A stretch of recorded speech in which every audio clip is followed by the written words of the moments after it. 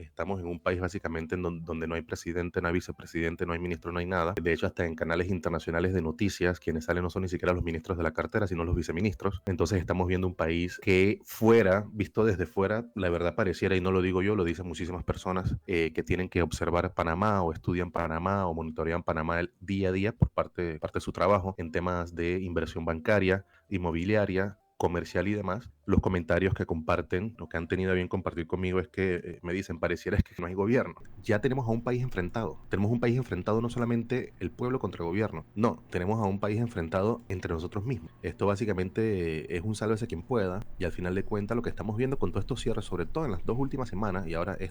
¿Cómo estás, Nemías? Bienvenido, buen día. Buenos días, don Guillermo, amigos oyentes. Feliz inicio de semana. 27, lunes 27 de noviembre, se nos están yendo los últimos días de este año. Y bueno, aquí son las 8:19 de la noche, 8:19 de la noche en Taipei. Es un placer estar con ustedes nuevamente.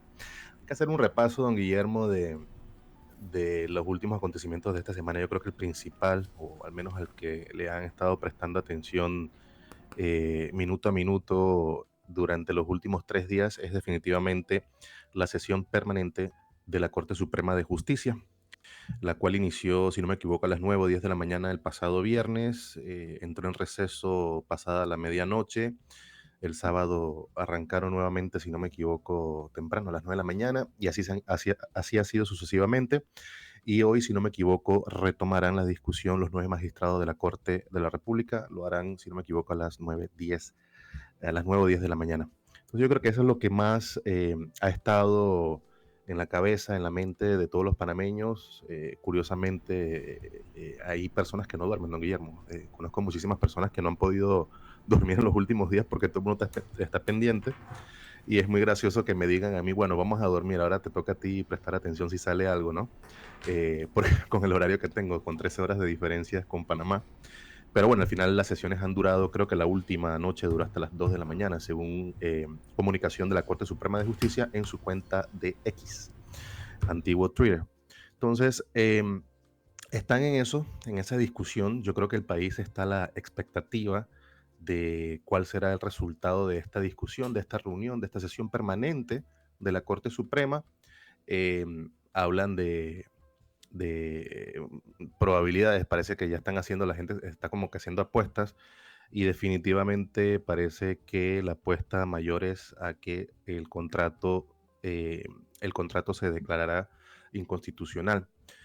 Lastimosamente lo que no hemos visto, no hemos oído o no hemos sabido nada, absolutamente nada, es de las autoridades de nuestro país, del gobierno, de la fuerza pública, la Policía Nacional o del Ministerio de Seguridad, don Guillermo. Amigos oyentes, es muy penoso saber que muchísimas comunidades a lo largo y ancho de la República están sufriendo los embates del desgobierno, de la falta de aplicación de la ley y el orden en todo el país. Hace poco, esta mañana, bueno, sí, hace algunas horas, esta mañana aquí en Taipei estaba viendo unas imágenes en redes sociales de algunos medios de comunicación que mostraban cómo productores de Chiriquí básicamente están abriendo como si fueran trochas para poder sacar sus productos de esa provincia y poder trasladarlos de una u otra forma a los diferentes puntos del país. Yo creo que es lamentable ver esa situación. Yo considero muy objetivamente que no es necesario tener ese nivel o esa intensidad o violencia de cierres, porque al final de cuentas, don Guillermo, nos estamos viendo afectados todos. A muchísimos supermercados bueno, ya me dijeron que está comenzando a haber un poquito más de productos, sobre todo productos agrícolas, pero el tema de los precios no se ha balanceado todavía del todo. Y nosotros con estos cierres, amigos oyentes, lo que estamos logrando simplemente es sumar muchos millones de dólares más en pérdidas a nivel nacional.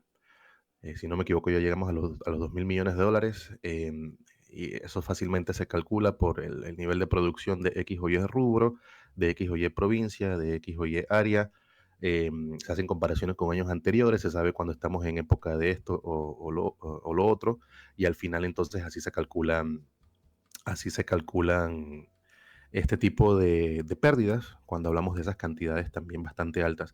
El sector turismo, este fin de semana, en un medio de comunicación digital, vi que hablaban sobre las pérdidas de pasajeros, la pérdida de hecho de clientes, de turistas, perdón, y se pronostica que a la próxima semana habrán cancelado viajes a Panamá más de 70,000 personas. Entonces, yo creo que escuchando estas cifras, leyéndolas, escuchándolas, compartiéndolas y haciendo docencia, podemos tener un poquito más de conciencia sobre lo que significa el estado del país entrando, si no me equivoco, don Guillermo, estamos en la quinta semana de cierres. Ya hoy arrancamos la quinta semana y la verdad es que no vemos cómo esto vaya a cambiar y sobre todo cuando estamos viendo que estamos sin gobierno, básicamente. Don Guillermo, da hasta pena decirlo. Estamos en un país básicamente donde no hay presidente, no hay vicepresidente, no hay ministro, no hay nada. De hecho, hasta en canales internacionales de noticias, quienes salen no son ni siquiera los ministros de la cartera, sino los viceministros. Entonces estamos viendo un país que visto desde fuera, la verdad pareciera, y no lo digo yo, lo dicen muchísimas personas que tienen que observar Panamá o estudian Panamá o monitorean Panamá el día a día por parte de su trabajo en temas de inversión bancaria, inmobiliaria, comercial y demás. Los comentarios que comparten, lo que han tenido a bien compartir conmigo es que me dicen, pareciera que no hay gobierno. Y yo creo que ha llamado mucho la atención y ha chocado muchísimo el hecho, don Guillermo, de haber escuchado las palabras de un discurso de barricada que pronunciara el vicepresidente de la República, José Gabriel Carrizo. Si no me equivoco, fue en Antón, ayer, domingo, en Panamá, en Antón, y fue un poquito, yo creo que chocante, porque cuando nosotros estamos pidiendo escuchar, escuchar de parte del gobierno, perdón, escuchar de parte del gobierno algún plan. ¿Qué va a pasar? La pregunta aquí es, ¿qué va a pasar si declaran el contrato inconstitucional? ¿Qué va a pasar si lo declaran constitucional?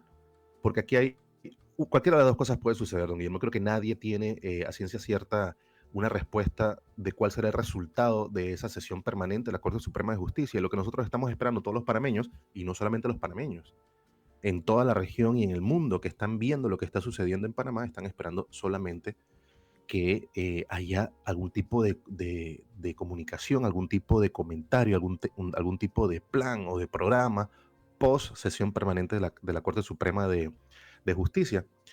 Y en lugar de escuchar eso, lo que escuchamos ayer, a una presentación que tuvo el vicepresidente de la República, hoy candidato también de gobierno a la presidencia de la República el 5 de mayo de 2024, fue básicamente endilgarle a la oligarquía, utilizo palabras precisas que utilizó el señor vicepresidente, a la oligarquía, don Guillermo, y a la izquierda.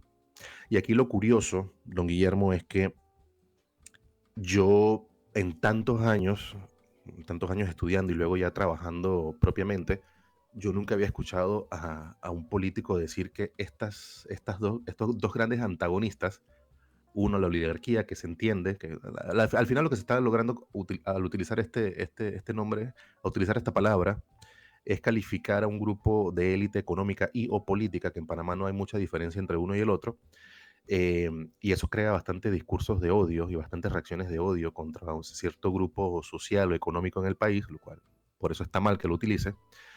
Pero utilizar estos dos grupos antagónicos, normalmente, tradicionalmente e históricamente antagónicos, oligarquía e izquierda radical, no sé qué fue lo que dijo, pero dijo izquierda, yo creo que es un poquito ridículo, la verdad, don Guillermo. Yo creo que de por sí la base... Aparte de que el epítome de la oligarquía y de la izquierda siempre ha sido el PRD. O sea, el PRD está en la más rancia derecha y en el PRD también ha estado la tendencia. O sea, ¿de qué estamos hablando? Este no conoce ni siquiera la historia de su partido. Evidentemente es un analfabeta funcional de la política, ¿no? Que está ahí porque, bueno, metió el pelotazo con el actual presidente, que por cierto no gobierna, y no ejerce, pues. Y tiene el título, pero no ejerce. Y bueno, está ahí, pues, de candidato a vicepresidente. Y en efecto, utilizar esa palabra, pero si estamos hablando de oligarquías y demás, si tuviera él un conocimiento profundo, no solamente de la historia de su partido, pero a nivel general de todas las tendencias globales a partir de los años 90, con la liberalización de los mercados, con la privatización de empresas públicas, entiendas, empresas estatales, no solamente en Panamá, pero en muchos países, habría que recordar cuál fue el partido político que aplicó esas medidas en los años 90.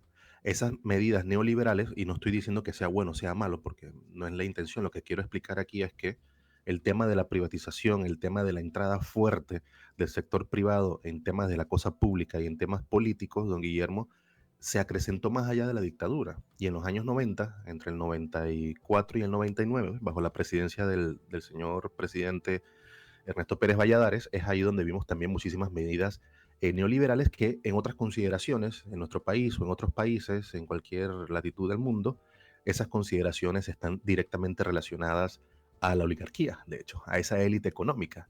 Entonces, querer mencionar esto olvidando temas puntuales de la historia de la política económica panameña y cuál ha sido la trayectoria de desarrollo de nuestro país, yo creo que ha sido, repito, muy chocante, ha sido, y de hecho ha sorprendido, porque es que de una forma u otra, yo estoy seguro, amigos oyentes, que todos tenemos algún tipo de expectativa, si es la más mínima, pero tenemos expectativas todavía de que salga el señor presidente Laurentino Cortizo o el señor vicepresidente José Gabriel Carrizo y le den la cara al país. Eso, por más que habrán sectores que pensarán mal de ellos, que los odien, que lo aborrezcan, no importa. Todos, yo creo que la gran mayoría de los panameños tienen cierto nivel de expectativa, si sea, repito, el más mínimo, de que ellos salgan y den la cara. Al contrario, lo que vimos y escuchamos de ese discurso de barricada en un encuentro me imagino, del PRD, allá en Antón, yo creo que fue bastante lamentable, si lo podemos llamar de esa forma, don Guillermo. 8:31 minutos. Sí, a mí... Perdón, acá, 8:31. Son las 7:31 de la mañana acá en Panamá. En Taiwán son las 8:31 minutos de la noche. Está Nehemías Jaén en el futuro, desde Taiwán en Taipei.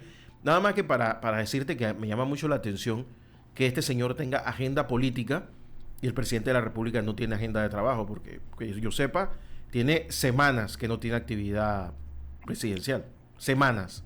Así que bueno, vamos a hablar de eso a la vuelta, Nehemías, ¿te parece? Adelante. Vamos a la pausa y regresamos con Nehemías Jaén en el sillón de Ancón. Nehemías Jaén aquí en el sillón de Ancón. Nehemías, pues, un presidente que dejó de ejercer, pero lo peor de todo es que no solamente dejó de ejercer, sino que dejó de tener actividades. Curiosamente, su vicepresidente sí anda haciendo política.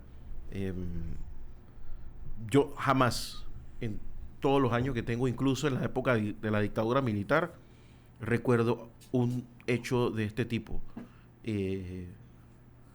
Mira, el peor momento de Aristides Royo, de Nicky Barletta o de cualquiera de estos que hacían de presidentes desechables, del Espriella, no sé, cualquiera, pon el nombre. Siempre tuvo actividad incluso en los peores momentos daban la cara. Yo recuerdo el año 79, pues el pobre Royo, que era un peladito, 35, 36 años tenía, pues le salieron canas rápidamente con lo de las manifestaciones, porque creo que estaba de ministro de Educación, si no me equivoco, y después lo pusieron de presidente. Pero al final los militares resolvieron. Lo que te quiero decir es de que a mí me llama mucho la atención que nadie diga nada, o sea, nadie mueve pieza. Los expresidentes, tú sabes. Bueno, el problema es que como la mitad de los expresidentes son candidatos presidenciales, tampoco ayuda mucho. Entonces, el otro que queda está abanicando al candidato a vicepresidente. Y el otro, y la otra, pues se refugió allá donde ella estaba, porque como que ya no se habla con el candidato que estaba apoyando. O sea, que perdimos incluso brújula moral, desde las iglesias ni hablar. Un día dicen una cosa, al día siguiente dicen otra. No tienen una agenda clara. Así que hemos perdido como referentes de ubicación. Yo creo que lo mejor que le conviene al país es que ya presidente y vicepresidente de un paso al costado, pues que tengamos un ministro de la presidencia encargado y que nos lleve a las elecciones.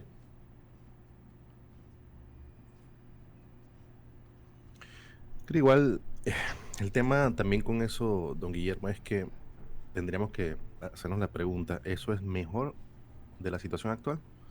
Yo creo que ¿Es cualquier mejor que cosa es lo que mejor que la tenemos situación ahorita o actual. lo que está?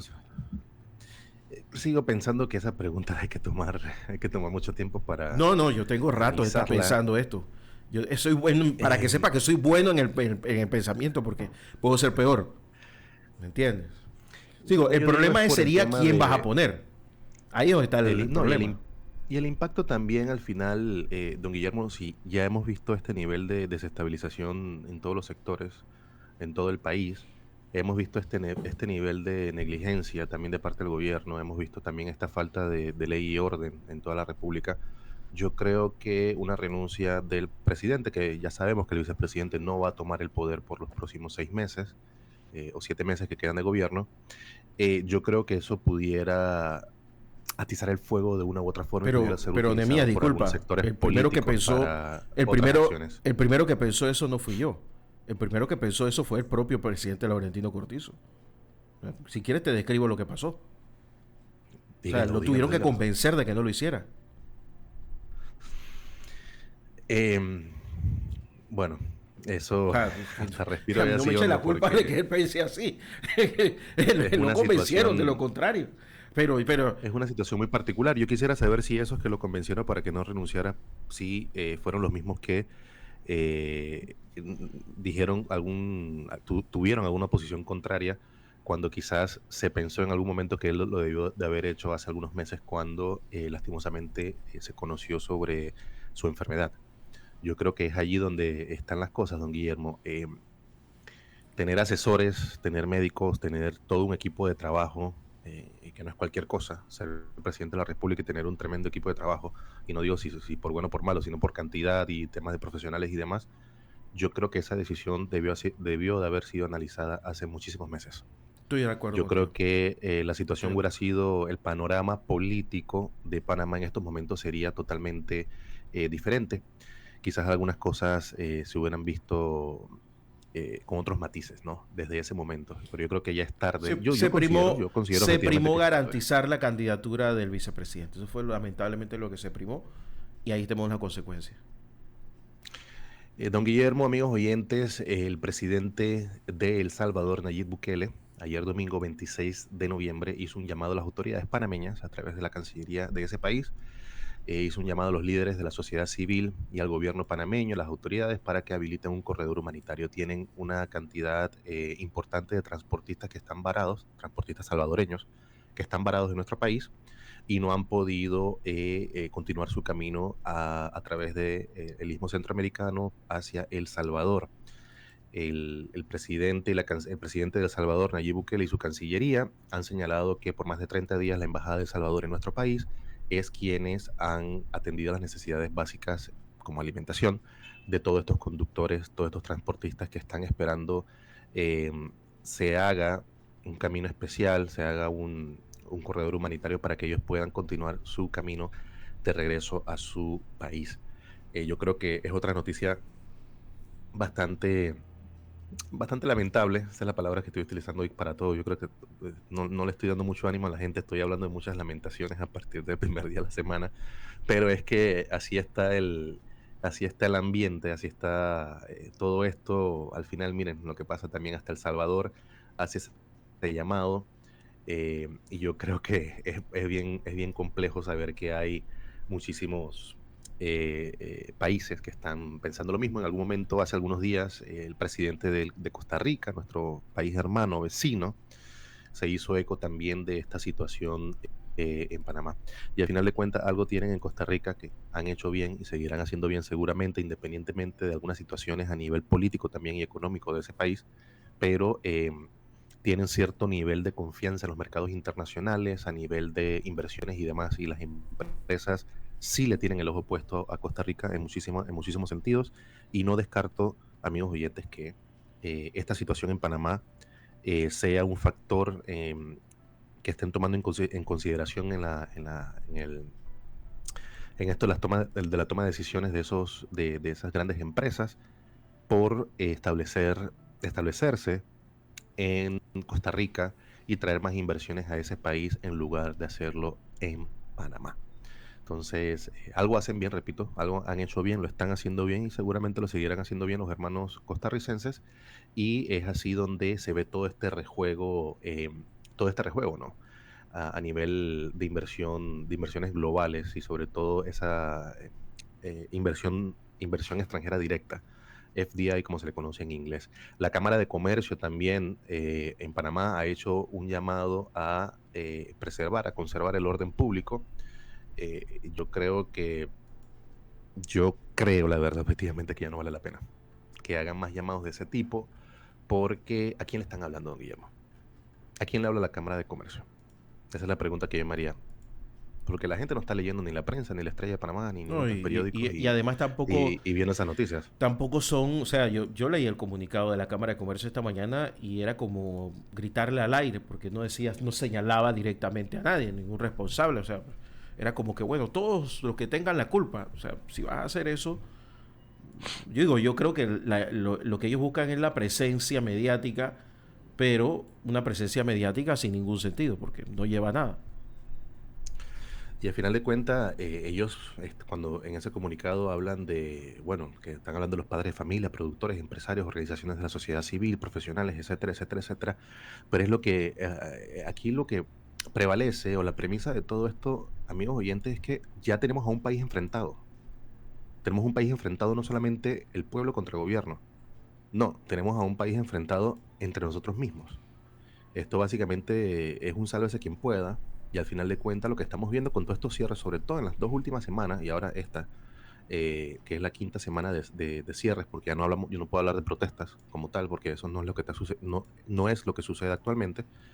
Al final lo que estamos viendo que esos cierres y demás, don Guillermo, amigos oyentes, estamos básicamente viendo simplemente pueblo contra pueblo.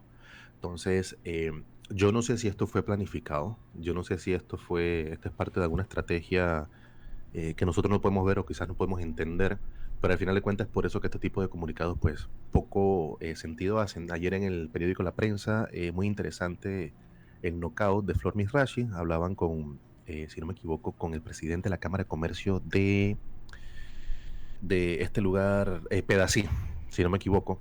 No sé si era de una Cámara de Comercio o Cámara de Turismo. Ahorita olvidé, no pude abrir ahorita el link en la computadora, pero bien recuerdo que hablaba del impacto que ha tenido estas protestas, sobre todo para ese área, precisamente en tiempos de fiestas patrias, que bueno, al final nos quedamos sin fiestas patrias en Panamá, y la incertidumbre de no saber qué va a suceder en los próximos días, en las próximas horas siquiera. Yo creo que también eso hace eco de la situación, de cómo se está agravando la situación, cómo está empeorando la situación y cómo estos empresarios en diferentes zonas del país se están viendo afectados en diferentes áreas, Mira turismo que y demás. tú me preguntabas hace un rato si la cosa era para tanto como para pensar en lo que te había dicho hace un momento de reemplazo en el Ejecutivo. La, u- ya con 54 años recuerdo algunas cosas.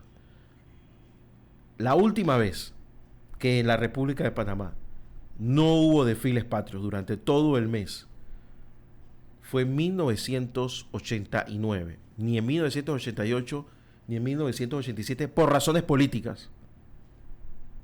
Avi se ha tenido que cancelar por algunas otras razones, pero por razones políticas hay que remontarse hasta los peores años del último ciclo de la dictadura militar.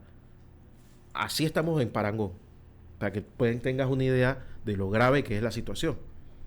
Lo anterior terminó en una invasión militar. Entonces, ¿qué estamos esperando?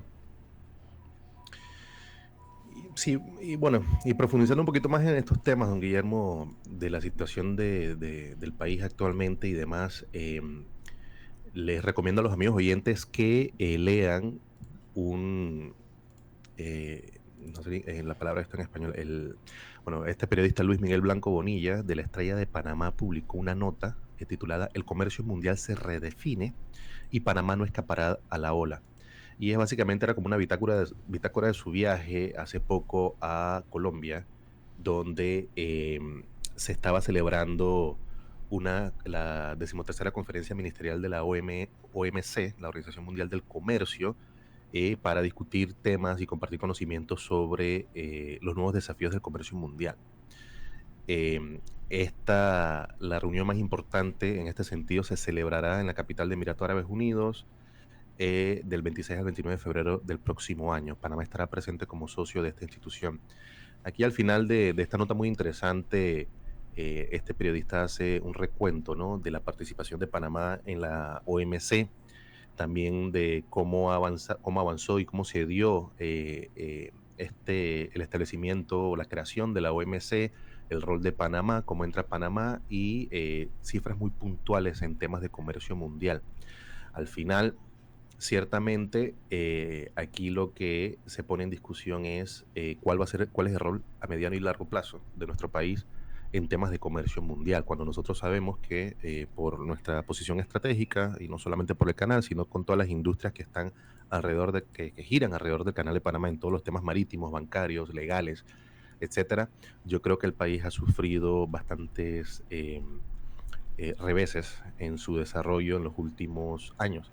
Pero no, yo considero que no han sido temas aleatorios, estos que ha estado sufriendo Panamá en los últimos años, sino es simplemente el resultado de no tener ningún tipo de planificación en cuanto a, repito, que es una pregunta que hemos tenido o nos hemos hecho aquí en este espacio en las últimas semanas. No hemos sabido identificar, no hemos sabido responder, no hemos sabido tomar una decisión en cuanto a qué es Panamá, hacia dónde va el país. Entonces, todo lo que está sucediendo a nivel de la plataforma de servicios financieros, legales, comerciales y demás de nuestro país, yo creo que simplemente es eso. Hemos dejado básicamente que ni siquiera el mercado como tal, hemos dejado que el país ande como en un piloto automático, si se le puede llamar así, pero normalmente cuando lo ponen en piloto automático es para que el avión vuele bien, no para que las cosas salgan mal. Entonces es curioso ver que hemos dejado que el país ande, y somos muy orgullosos y diciendo sí, porque Panamá es el Dubái de América Latina, Panamá es el Singapur, perdón, de la región. Y yo creo que al final, teniendo más que en el caso de Singapur, teniendo muchísimas cosas por encima de lo que Singapur representa, lo que Singapur tiene, yo creo que estamos bastante lejos o muy por detrás de poder alcanzarle los talones a este país. Y lo que vemos es una nación estancada. Entonces, para acabar de rematar, estamos en esta coyuntura nacional que definitivamente quedará en los libros de historia y será una discusión por las próximas décadas, este tema de la minería, este tema de la reacción del gobierno ante la situación que acaece en el país. Yo creo que es allí donde no podemos ver definitivamente ninguna luces al final del túnel en cuanto a cuál será el rol de Panamá a mediano y largo plazo en estos temas de comercio internacional. Hace poco recuerdo que estuve hace como 2 meses en Dubái participando en una invitación de The Economist. Me invitaron a un foro para atender un foro sobre cadenas de suministro, y lo curioso fue que había todas las grandes empresas estaban allí, las empresas mundiales, empresas Fortune y demás, estaban allí, habían grandes corporaciones, grandes bancos, representantes de grandes organismos internacionales y demás, estaban hablando de muchísimas cosas relacionadas a las cadenas de suministro, sobre todo en la era de la pospandemia. Y lo que me llamó la atención, don Guillermo, amigos oyentes, es que no había nada de Panamá. Y creo que solamente, si no me equivoco, hubo algún comentario de uno de las personas que expuso, que habló algo sobre América Latina. Pero básicamente lo que se vio fue una ausencia total de comentarios sobre nuestra región, y más aún, si es Panamá supuestamente ese gran hub, somos ese gran centro de todo, o así nos los han hecho creer. Es interesante ver que no hubo participación de parte ni de representantes del gobierno nacional, ni de la empresa privada, ni de nada en ese foro sobre cadenas de suministro organizado por The Economist hace algunas semanas en Dubái, Emiratos Árabes Unidos. Entonces, no sabemos hacia dónde vamos, don Guillermo. La verdad que es bastante lamentable. Ya comienzan a sonar, perdón, ciertas alarmas sobre la posibilidad de que First Quantum Minerals Limited y Minera Panamá S.A. y Franco Nevada Corporation eh, inician cierto tipo de acción legal contra Panamá. Eso, no, eso lo informó el propio Ministerio de Comercio e Industrias. Eso fue también hace pocas horas, el fin de semana. en un comunicado en redes sociales. De hecho, aquí está 4:14 de la mañana del 27, de hoy lunes, 27 de noviembre. Hay muy escueto, solamente algunas líneas, y yo al final no entiendo, y si hay alguien que lo entienda, pues que me lo explique, por qué el Ministerio de Comercio e Industria, MISI, se toma la molestia de publicar 11 líneas como un comunicado diciéndole al pueblo panameño y a cualquier parte interesada que estas empresas han enviado notificaciones con intención de presentar demandas arbitrales contra la República de Panamá ante el Centro Internacional de Arreglo de Diferencias relativas a inversiones bajo el Tratado de Libre Comercio entre Panamá y Canadá. Al final de cuentas, ¿cuál fue el objetivo de esto? Porque esto, más de medio país no lo va a leer, no lo va a ver ni siquiera, ni va a saber de él. Pero al final de cuentas, ¿cuál es el objetivo de este tipo de comunicados tan escuetos? ¿Asustar a la gente? ¿O decir, oh, ahora sí nos salió mal, que ahora nos metimos en problemas, que ahora nos van a demandar? Que no entiendo. No entiendo la verdad por qué el Ministerio de Comercio e Industria, cuando lo que estamos buscando son otro tipo de respuesta, otro tipo de resultados en cuanto a la situación de seguridad que vive el país actualmente, sobre todo en las 2 últimas semanas con estos cierres incontrolables, donde no hay ley ni orden. Entonces lanzan este tipo de comunicado que al final, repito, no sé cuál sea el objetivo. Llama mucho la atención que hayan sacado este comunicado. Al final dicen: Panamá afirma que ha cumplido con todas sus obligaciones bajo el derecho internacional y el derecho panameño, y que está preparada para defender los intereses nacionales. Está preparada para defender los intereses nacionales. Pero no hemos visto ningún tipo de preparación, ni siquiera para poder abrir una calle en Volcán. Entonces ahora vamos a enfocarnos y vamos a poner todos nuestros recursos, todas nuestras mentes brillantes, vamos a contratar consultores aquí, abogados por allá, para defender a nuestro país, porque estamos preparados para defender esos intereses nacionales. Aquí la pregunta que cabe hacer, don Guillermo, es: ¿cuáles son esos intereses nacionales de los que ellos hablan? Aquí el Consejo de Gabinete tiene meses de tampoco ejercer. Yo no he visto una obra, nada. O sea, alguien tuvo... Mira, en Ciudad de Panamá, no sé si antes de que te fueras lo viste, hubo una persona, un grupo de personas, buenos samaritanos, que salieron a las calles durante varios fines de semana y se pararon frente a los huecos que estaban en la calle y le pusieron unos círculos amarillos para que la gente no caiga en los huecos. Esa es la obra más importante que ha tenido este gobierno. Que unos ciudadanos hayan alertado a otros que no caigan en los huecos. Pero si es por el ciudadano o ministro, ese le está pasando, pero muy bien. Ni siquiera sé si está en el país. Ni siquiera sé si está en el país. O sea, el otro día yo oí hablar de que había un problema con una autoridad y me quedé pensando, ¿y quién es el que dirige esa autoridad? Ni siquiera lo sabía. O sea, así anda el gobierno. O sea, así fue que hubo una muchacha que puso una denuncia a un ministro. Y yo me quedé pensando, ¿y ella quién es? Sí, recientemente. Entonces, así está. O sea, es un desastre, es un desastre. Yo nunca había visto algo así. Yo había visto que tú ejercieras mal. O sea, al ministro de Obras Públicas del gobierno anterior, yo hablaba con él cada mes. Siempre me echaba una mentira, pero hablaba con él. Él llegaba y se sentaba al lado mío y echamos cuentos. Caminamos una vez la Vía España. Mira el hueco aquí, mira el hueco allá. No, tú vas a ver, esto lo vamos a arreglar. Nunca se arregló, pero él iba y daba la cara. Pero yo sabía que estaba ahí. Este ni siquiera sé dónde está. Me gustó un editorial, don Guillermo, de James Aparicio en Metro Libre, el editorial de hoy, creo, si no me equivoco, él es el presidente del periódico, o el director del periódico, en su editorial Punto de Vista. Es bien curioso, ¿no? Me gustó mucho, digo, al final son 7 líneas nada más. Dice: no tengo dudas, el fallo de la Corte será la inconstitucionalidad de la Ley 406, que formalizó el contrato con la mina de cobre de First Quantum o Minera Panamá. Al final, el fallo será jurídico. Tenemos que escuchar esto con mucho detenimiento. Al final, el fallo será jurídico, pero impulsado por la presión de las protestas de las últimas semanas.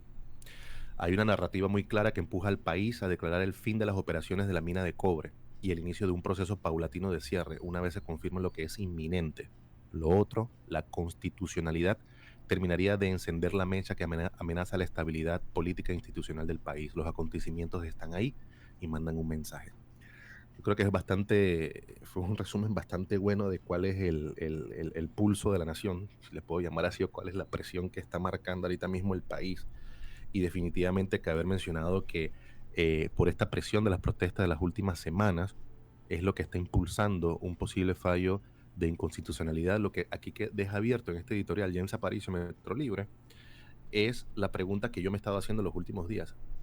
¿Van a fallar verdaderamente? O sea, ¿será verdaderamente jurídico el fallo?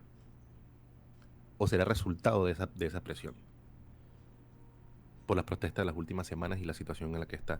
Hace poco estaba buscando aquí, si no me equivoco, Juan Carlos Tapia, el muy famoso Juan Carlos Tapia, se atrevió, porque yo creo que hay que ser bastante atrevido y tener bastante coraje para escribir algo de esta magnitud. Dijo que el 90% de los panameños están en contra de la mina, o la minería en todo caso. Y me llamó mucho la atención, don Guillermo, la gente, ¿dónde saca esas mediciones? Él lo dijo en su cuenta de X o Twitter, dijo 90% de los panameños están en contra de eso. Y es allí, don Guillermo, que me hace recordar. Me extraña que no sepas el método. Oye, ¿tú no te acuerdas del ministro del gobierno pasado que iba al restaurante, el charro mexicano, y el tipo decía que si lo veía lleno, la economía iba bien? Y ese era su medidor. El ministro. ¿Cómo no va a tener? Te hace lo mismo. Cada vez que va al restaurante donde va, le pregunta a todo el mundo, ¿y usted está, qué le parece tal cosa? Malo. Ya, esa es su medición. Me llamó mucho la atención que haya dicho Juan Carlos Tapia esto del 90% de los panameños, porque digo, ¿con qué responsabilidad o qué seriedad o formalidad tiene hacer este tipo de planteamientos? Al final de cuentas, lo que estaba diciendo anteriormente, y no terminé, es que esto me recuerda que este tipo de medición o algún tipo de consulta pública, popular, se debe haber hecho mucho antes de haber enviado el contrato a la asamblea, de hecho. Digo, al final se hicieron supuestas consultas a nivel nacional, en todo el país, también se subieron cosas a, ¿cómo se llamaba? Se llama la plataforma Ágora, Dorit, no sé cómo se llama la plataforma esa. Y al final vimos cómo se hizo todo el tema de la aprobación y sanción de esta ley. Entonces, pero decir que el 90%, don Guillermo, amigos oyentes, están en contra de la minería, yo creo que también es bastante descabellado. Yo creo que es bastante descabellado. Y para hablar de esto y poner números formales de manera seria y de estricto cumplimiento con mediciones científicas, primero hay que realizarlas. Pero no podemos estar asumiendo y haciendo este tipo de señalamientos que me parece que son bastante. Mira, yo solo tengo una experiencia. Yo solo tengo una experiencia que la viví y fue así. Se hizo una encuesta para saber si querían ampliar el canal de Panamá antes de que el gobierno pusiera la idea. El 55% dijo que sí, pero no tenía muy claro por qué. Y el 45% decía que no, pero no sabían por qué. Habían todo tipo de razones, ¿no? Unas de que dónde se iba a hacer, que eso iba a salir muy caro, y lo otro, que los barcos iban a poder pasar por por Groenlandia, por el Ártico. Con esto del deshielo. ¿Para qué íbamos a hacer eso? O sea que, mira, cuando tú tienes una población no informada, es fácil tener datos. ¿Me entiendes? Yo voy a una escuela y le pregunto por el teorema de Taylor y van a pensar que estoy hablando de Taylor Swift. ¿Me entiendes? Entonces no es tan difícil manipular a una población no informada, Hitler. Se nos acabó el tiempo, don Hitler, don Nemías Jaén, que ya está Hitler llamando. Muchísimas gracias, don Guillermo, amigos oyentes, ha sido un placer. Nos veremos el jueves a las 11 de la mañana en Ajedrez Político con un poquito de política internacional. Feliz semana a todos. Felicidades, cuídate y nos vemos la otra semana. Gracias, Nemías, hasta luego. Era el doctor Nemías Jaén con nosotros aquí en La Mañana Ancon, nuestro analista político de los lunes de la mañana en El Sillón de Ancon. Vamos